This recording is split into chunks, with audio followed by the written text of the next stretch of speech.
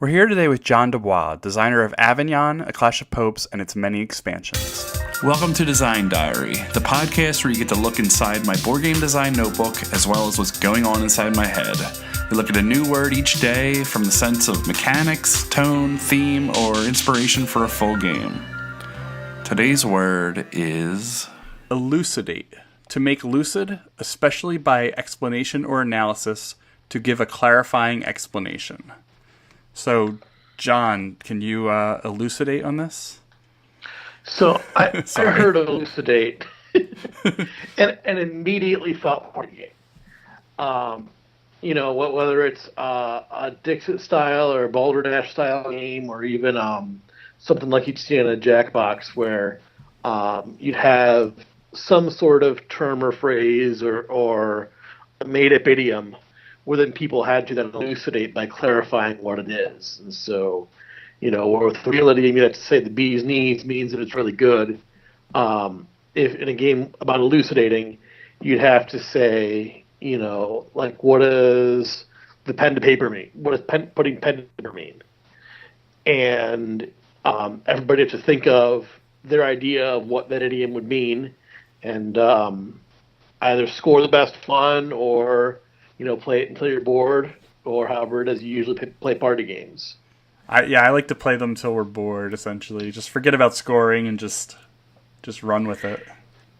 Yeah, it varies. I mean, Dixit I like to keep score, but like concept and illustrations, we just play forever. And I feel like this would be a play forever one. Yeah, I'm exactly the same way. Dixit, I do keep score. Because Dixit has a killer score mechanism going on. I love it. It's also got the bunnies.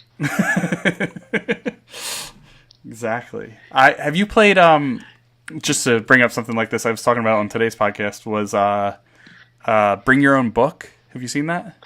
I have seen it. I have not played it yet. I really want to. I keep wanting to save that. Our game group has a number of people's houses we usually go to, and one of the hosts is a school librarian. Oh, it's awesome. And I keep wanting to play that at her place. Yeah, to me that's the best of those types because it allows you to be creative, but it gives you the prompt of, and you bring your own book and you just search through the book and find something just super fitting. To me, it's just finding something fitting that can be witty and clever and just great. So, yeah.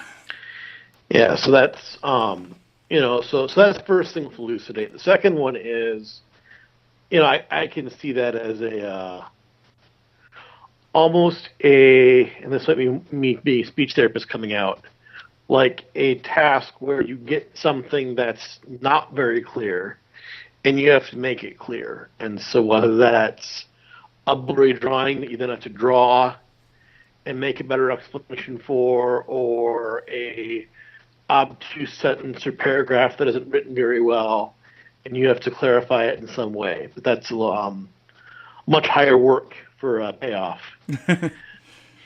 Yeah, that's interesting that you got this word and that is your job. Or your job is just coming through in whatever word you might get.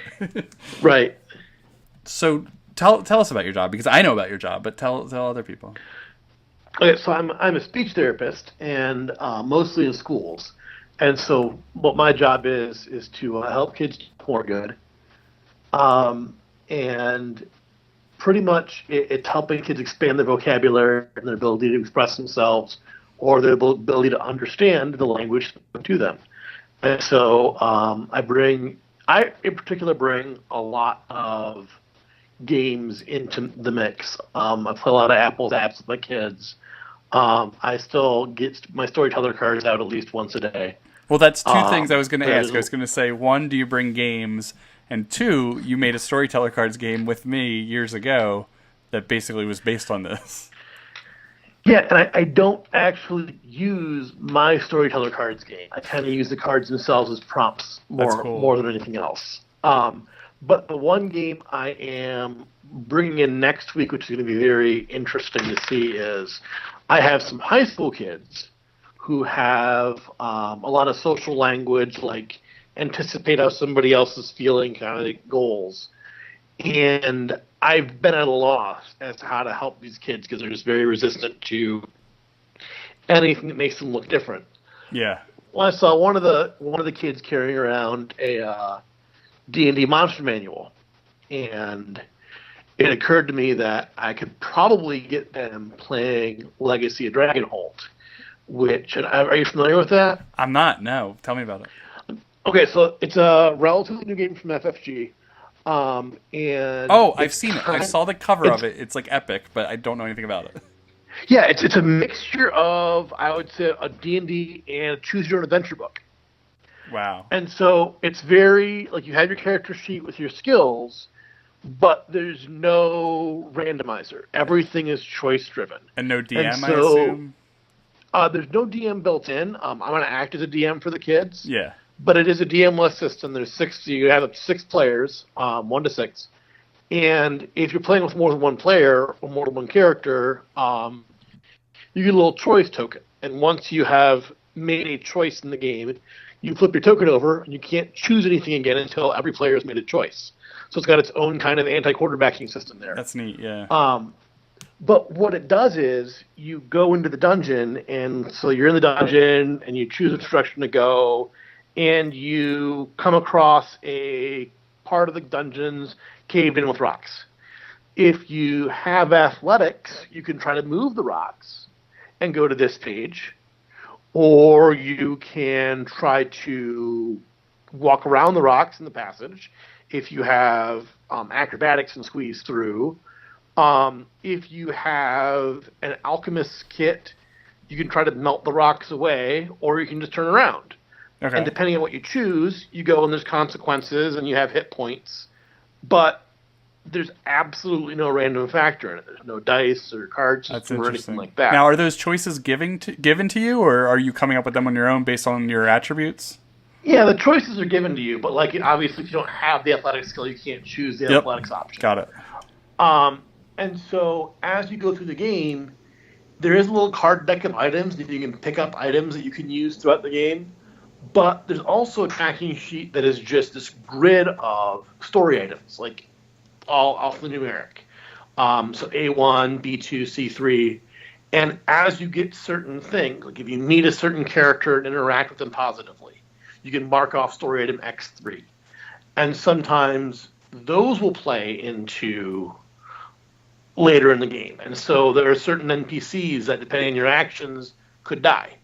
Okay. And so in later parts of the game, it's if you have this story option, this character's alive and something good happens, or this character's alive and something bad happens.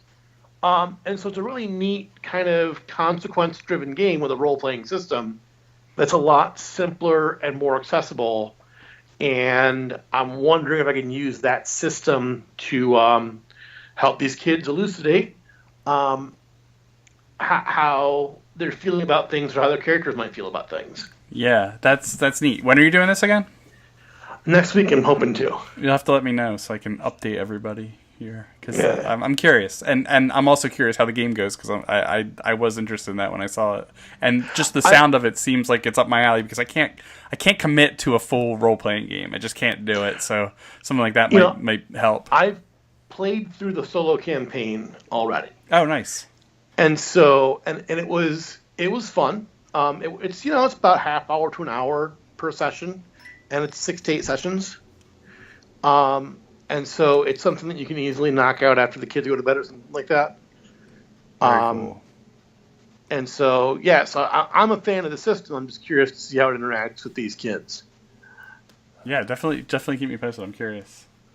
What else do you have going on? Do you have anything else coming up? I want to get your contact information to tell everybody. We're also going to have another episode tomorrow, so we'll talk again. But tell everybody how to contact you and if you got anything else going on.